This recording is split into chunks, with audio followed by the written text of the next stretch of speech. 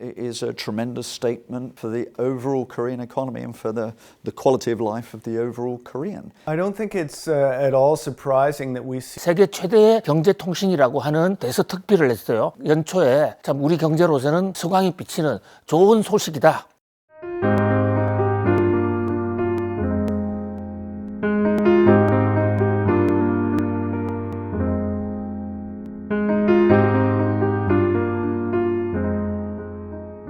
The G7, very, very simply, are the top 7 economies within that particular metric. In this case, GNI. GNI, gross national income, is different to GDP, which is the general overall measure for the size of your economy. What this is measuring is the average wealth of the average Korean. And the fact that Korea may be, I think is within about $1,000 of joining Italy at the bottom of the G7. That's important for economic reasons. It's also important for social reasons. But this is nothing new. People have known about this for a long, long time. This is just a long-term trend of the Korean economy moving up into the kind of space which it should be occupying. And it's a very sustainable economy. I don't think it's at all surprising that we see South Korea moving into the G7 level of gross national income. In my experience in South Korea over the past couple of decades now, I've seen an incredible amount of development across the country. I think it is significant that South Korea is moving into the most developed countries in the world. 블룸버그가 한국 경제는 GNI 기준으로 세계 7위에 올라간 것으로 추정된다라는 보도를 했단 말이죠. 블룸버그의 이런 보도는 사실 일반 다른 언론이나 다른 연구 보고서보다도 훨씬 더 의미가 있습니다. 왜냐하면 블룸버그는 뉴욕 증권 시장에서 가장 영향력이 큰 언론 중에 하나고 정시 투자하는 국제기관 투자자들이나 또는 개인들이 블룸버그는 거의 다 보고 있다시피 하거든요. 그럼 그 사람들에게 한국 경제가 코로나19 상황에서 다른 나라도 훨씬 더 대처를 잘해서 세계 7위에 올라섰다. 이게 상당한 의미가 있는 것이죠.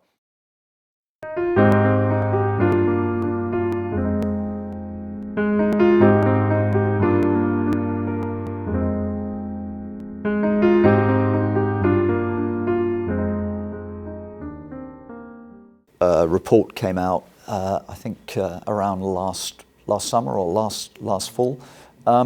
Korea was set to be the best player in the OECD, the so-called Rich Nations Club, which is going to lead global economic growth well into the first half of 2021. Korea, I think, is the star player. And again, that shows the strength and the sustainability of the Korean economy. And I think if you want to ask yourself, why is the Korean economy so sustainable, we have to go back to 1997 when Kim Dae-jung and the IMF together reshaped the Korean economy quite significantly, quite radically.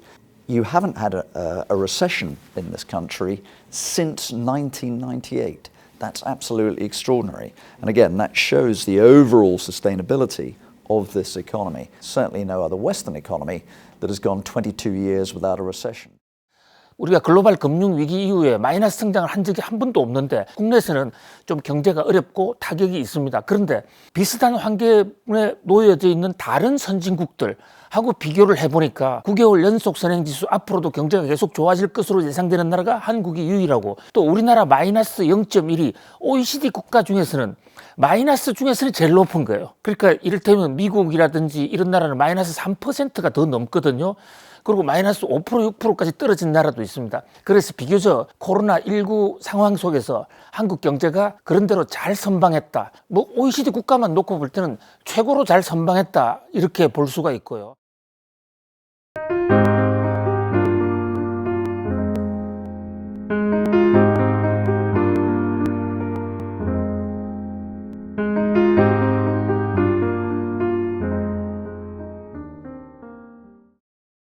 I would say it really depends on how the country deals with the COVID-19 pandemic. I think the reason that you see that South Korea has kind of limited its losses over the course of the pandemic is the nature of the economy here. South Korea has a very trade-dependent economy, especially in the high-tech sector. And because of the pandemic, more people around the world are spending more time indoors. So the high-tech sector hasn't taken as hard a hit as other sectors of the economy. 하나는 안전, 그리고 안전 속에서도 사람들을 활동하게 해주는, 그러니까 완전 봉쇄를 하지 않고 자율적 봉쇄로 돌아다닐 수 있었지 않습니까? 그런 상태를 사회적 분위기를 만들어줬기 때문에 경제 활동이 가능했다. 물론 그 자영업자들 일각에서는 상당히 어려웠습니다만은, 그러나 공장 현장이라든지 다른 나라에 비해서 놓고 볼 때는 우리나라에서의 생활이, 경제적 생활은 상당히 자유스러웠다.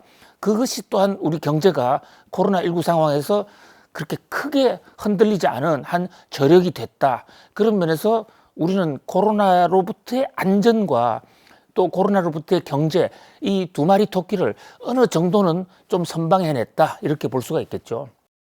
Clearly, COVID, if you have a pandemic which is closing down your society, so you don't have consumption, and closes down your industry, so you don't have production, it's going to have a massive impact on your economy.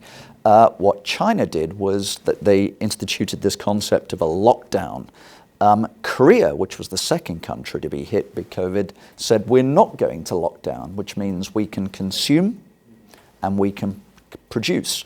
Basically, we continue economic activity. So this was tremendously important, tremendously significant. And of course, it's also the very democratic way to do things. So I think Korea took absolutely the right approach to COVID, and that's paying off in its economy, although it is being impacted, there's no question.